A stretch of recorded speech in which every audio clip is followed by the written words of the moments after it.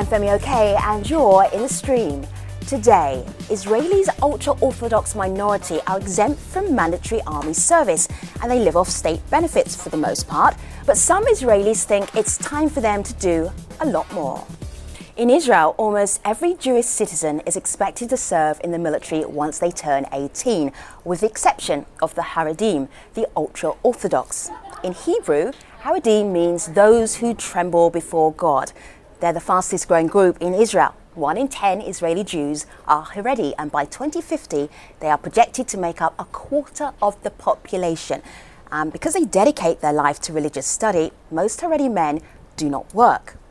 Now, often their wives take up low-wage jobs to support their husbands, so their family's livelihood largely depends on state benefits and donations. Some economists estimate that the Haredim cost the state more than $750 million every year. Many Israelis think it's time for the Haredi community to share all burdens of citizenship, including work and military service, while others are pushing for reforming marriage laws and promoting women's rights. But the Haredi fear that change is happening too quickly and may threaten their religious traditions. So today we ask, should Haredi Jews be required to do more? To help us discuss this, we have Yitzhak Pindrus from Jerusalem, where he is the deputy mayor. Yitzhak, let me start with you. So many reforms are being suggested right now. Do you and the Haredi community feel like you're under attack? We're very sure about that. We have no doubt. There is, I would say, some kind of political move in Israel to try to make us not legitimate. I mean, I believe that even the people that are involved know that they're not going to change the Haredi community. The Haredi community has their style of life for thousands of years, and our beliefs, we believe that the most important thing for the Jewish nation is to keep our tradition and to keep our culture. And I believe that they also understand that what they're doing now is to trying to make us not legitimate in Israel, which is basically a political move and not something that's going to do any kind of change what they're trying to say for economy or something like that. They're trying to change our culture, our way of life, and just for history, for 3,000 years, there's groups that are trying to do that, and nothing changed. Yitzhak, about this, it sounds like a lot of resentment building up against the community. How do you deal with that? How do you get out of that? First of all, I think we are, I won't deny, we are under terrible pressure and a very strong attack that makes us feel that we're trying to get a feeling of not being legitimate. But we are with our tradition. We believe in it. We believe that the main goal, I would say, it's a question of priorities. The main goal of the Jewish nation is to keep their tradition, before to keep their state, before to keep their I would say, the finance problems or anything else. The main goal is to keep our tradition, and that's how we went through for 3,000 years all around the world before we came back to Israel. For 2,000 years we were exiled, and we came back because we kept our tradition. So we think that's the most important thing. For 2,000 years we're doing the same thing that's said in the rabbinical books for the last 2,000 years. We're not trying to change it. We're trying not to change those books, and we think that's the most important thing for the Jewish nation. The difference is between what I'm trying to say and what my colleagues on this evening are saying. I'm not trying to change their style of life. I do think that Judaism has a way of life. I think the public rules of Judaism, I believe that our Judaism were for the last thousands of years. But I'm not trying to change anyone's personal life. And what they're trying to do is to change my beliefs and my personal life. Haredi community growing, and with taxpayers having to pay a certain amount to help the Haredi community, Yitzhak, how do you resolve that? That's the sharing the burden issue.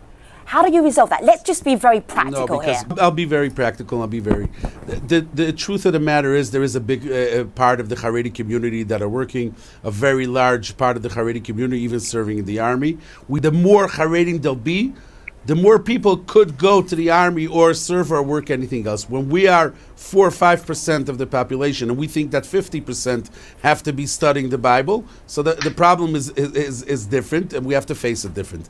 And saying that the rabbinate is a Jewish rabbinate, and an Orthodox rabbinate is a lot less interfering someone's life than not letting me educate my child in the way I believe. And of course, when we're talking with such a large percent, we could see it. Because what's happening lately, the last 5 years, 6 years, a lot more Haredim are getting into jobs because of all kinds of things that are happening. A lot more Haredim are getting into the army, and now it started, this whole propaganda against it. They don't really mean army, and they don't really mean jobs. And I agree with the people that are with me this evening. They mean something else. I think Yitzhak raised a lot of issues there that our community is picking up on. The first was that Haredim served the community by studying the Torah. And from so many people sitting around just not in the army, not doing anything. My husband was in the army. He said there's a lot of wasted time there. There's a lot of people that the stereotype is that there's people peeling potatoes in the army. You don't need to take people, stop them from learning Torah to peel potatoes in the army. I know that's not true, but I know there's also sometimes just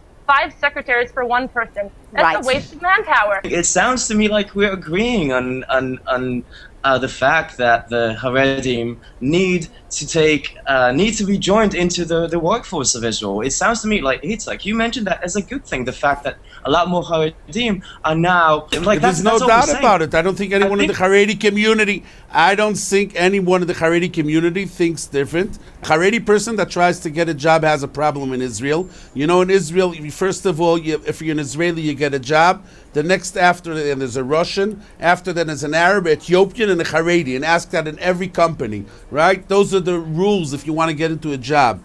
Until the last government started, or I would say even the Plessner committee started, changes were being done, and for one reason, like I said before, because the Haredi community has been growing to big enough to have places with jobs, to have enough people to be in the yeshiva, some people going to the army. The Haredi community was growing. And no doubt that what's happening the last couple of months in Israel is going to stop that. Less people are going to go to the army because it's a battle, and when it's a battle, people become more closed. Less people are going to go study in I would say in universities, which we're opening more and more for Haredi communities, and we see it more on the Haredi newspapers. There's no doubt, as long as what's going on now is going to be going on, and the pressure is going to be going on, things are going to become more tight. And I want to be say one more point. 25% of the education today is Haredi education. They're only 4% on the budget. Just to get the idea of what we're talking about. A Haredi child gets 30% if the education, if you put him by a secular child. So the budgets are not really the issue. The issue is basically the political agenda, and people think that they're getting a lot of PR with being against the Haredim, which does very big damage to the country, and it makes the Haredi community being more closed and stronger. It was very exciting. I have grey hair, so I'm going to move on to the next show.